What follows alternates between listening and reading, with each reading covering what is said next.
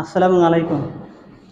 আমি বিএনপির সাথে জড়িত আছি ২০০০ সাল থেকে এবং বিএনপিকে ভালোবাসি। বেগম খালেদা জিয়া এবং বিএনপি তথা বিএনপি ওলামায়ে কেরামকে ভালোবাসে বা তাদের সাথে সম্পর্ক ভালো। তখন থেকে আমি বিএনপিকে ভালোবাসি।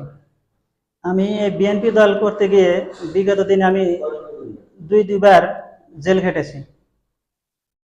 আমি বিএনপি করার কারণে আমাকে অনেক নির্যাতন করা হয়েছে এবং দুই একটা সঠিক কথা বলতে পারি নাই, কোনো জায়গায় চাষটালে বসতে পারি নাই এবং আমার বিভিন্ন ধরনের নির্যাতন করা হয়েছে।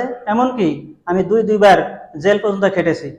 আমার এখন বর্তমান পরিকল্পনা যে জনগণের সাথে লেগে থেকে জনগণের কিছু কাজ করতে চাই। সেই বিধায় আমি এবার মাঝবাড়ি ইউনিয়ন পরিষদ থেকে আমি চেয়ারম্যান পদপ্রার্থী হয়েছি।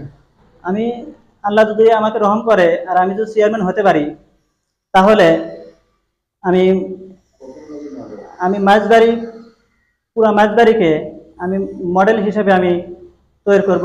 আমি যদি চেয়ারম্যান হই, তাহলে মাঝবাড়িতে বিচার ব্যবস্থাকে সুন্দর করব এবং মাদক দূর করব, দুর্নীতি দূর করব এবং জনগণ যাতে আমার কাছে এসে কোনো ভোগান্তি না হয়, বিনা ভোগান্তিতে সব কাজ আমি করে দিব ইনশাআল্লাহ।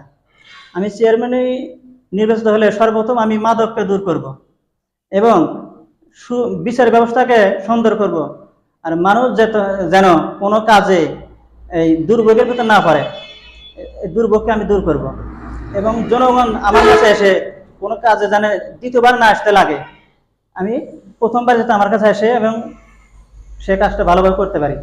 আমি জনগণের উদ্দেশ্যে এই বলতে চাই যে মাঝবাড়ি ইউনিয়নের মধ্যে যেন